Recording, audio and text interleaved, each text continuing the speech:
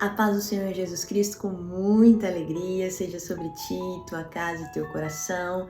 Mais uma semana o Senhor nos tem conservados vivos diante da sua face, isso é maravilhoso e isso significa que nós ainda temos uma missão para cumprir nesta terra.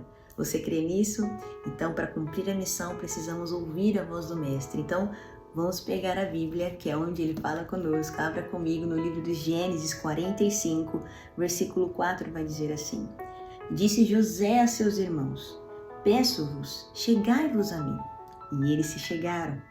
Então disse ele: Eu sou José, vosso irmão, a quem vendestes para o Egito.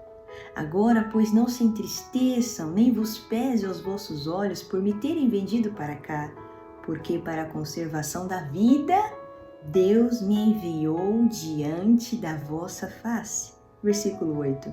Assim, não fostes vós que me enviastes para cá, senão Deus, que me tem posto por pai de Faraó e por senhor de toda a sua casa e como regente ou governador em toda a terra do Egito. Aqui está José se encontrando com os seus irmãos, aqueles que o tinham vendido por moedas de prata, como um escravo. José, o filho mais querido de Jacó, agora Israel, estava sendo odiado e maltratado pelos irmãos, simplesmente porque ele era diferente. Ele tinha algo especial para com seu pai e também tinha recebido de Deus uma promessa e uma missão para cumprir. E por aqueles que estavam ao seu redor não entenderem o que Deus tinha para ele, ele vai então sendo vendido como escravo até chegar ao Egito. E ali no Egito ele percorre uma trajetória de bênçãos, mas também de sofrimentos. Mas ao longo da história de José, a gente pode resumir a história de José em uma pergunta simples e que eu quero dizer para você através do Espírito Santo. O que Jesus faria? O que Jesus faria no lugar de José? Será que José se parece mais com Jesus ou se parece mais com os seus irmãos? E aqui no final da sua história mostra com quem e em quem ele se espelhou, apesar de não o ter conhecido ainda. Mas a palavra vai dizer que José caminhava com Deus. Por quê? Porque o Senhor era com ele e tudo que ele fazia prosperava. E por que Deus era com José? Porque ele temia o Senhor e ele entendeu que apesar de todo o seu sofrimento, na verdade, tudo aquilo estava gerando nele preparo, estava gerando nele, base para que ele chegasse aonde Deus queria. José não se perdeu da promessa. José não se perdeu da comunhão com Deus. José não se fechou num ambiente de dor, de mágoa, de acusações ou de retaliações ou de indagações para com Deus, como se Deus fosse o culpado ou responsável por ter me permitido que tudo aquilo acontecesse. Não. José tinha plena convicção dentro dele de que tudo aquilo estava cooperando para o seu bem. Aleluia! E de uma maneira muito madura e muito submissa, José enfrenta todas as coisas no Egito. Ele prospera na casa de Potifar e quando ele prospera, Deus permite que ele seja aprovado através da mulher de Potifar e aparentemente desaprovado pelos homens, mas aprovado por Deus. Ele então vai para a prisão. Não faz sentido, mas é o caminho de Deus para que ele chegue ao ponto que Deus queria.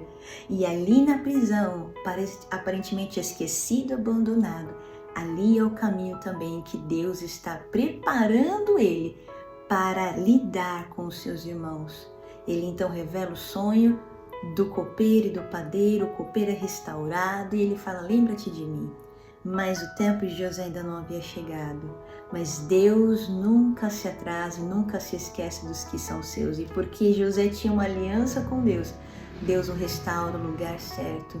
E quando ele chega ao lugar dele, que Deus o havia mostrado quando ele tinha 17 anos apenas, oh aleluia, o Deus que não falha, que não mente, que não muda, pôde contar com o coração restaurado de José. Por quê?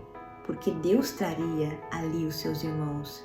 E o próprio José tinha certeza disso. Tanto que ele fala aqui no final, ou seja, a atitude dele não foi dele, a atitude dele foi parecida com Jesus. Diante daquilo que sofremos, diante daquilo que passamos, será que temos entendido e será que temos agido como Jesus agiria? Será que nós temos olhado para essas circunstâncias adversas como degrau para o lugar que Deus tem para nós? Será que nós temos enxergado tudo isso como um processo de amadurecimento para que a gente chegue com estabilidade, segurança e com graça de Deus aonde Deus quer que a gente chegue? Entenda, o próprio Deus permite o tempo da tribulação, não para te matar, mas para te aperfeiçoar. E se você entender que Jesus só quer que você o imite e que você siga os seus passos, oh aleluia, você vai entender e contemplar e testemunhar Romanos 8:28. Verdadeiramente todas as coisas cooperam para o bem daqueles que amam a Deus e que são chamados de acordo com o seu decreto. Nessa semana, pense isso, o que Jesus faria no seu lugar? Jesus jamais retribuiu a altura dos seus ofensores, porque o que te torna melhor do que os seus ofensores é fazer diferente do que eles fizeram com você. Portanto, perdoe, portanto, ore, portanto, abençoe aqueles que não fizeram com você, porque fazendo isso, nós estaremos imitando aquele a quem nós chamamos de Pai e aquele a quem nós chamamos de Senhor. E sendo parecidos com Cristo, esse é o melhor lugar que qualquer ser humano pode chegar. Então, pense nisso, no seu lugar, o que Jesus faria. Em nome de Jesus, que Deus te abençoe, medite nessa palavra e pratique isso debaixo da graça de Deus.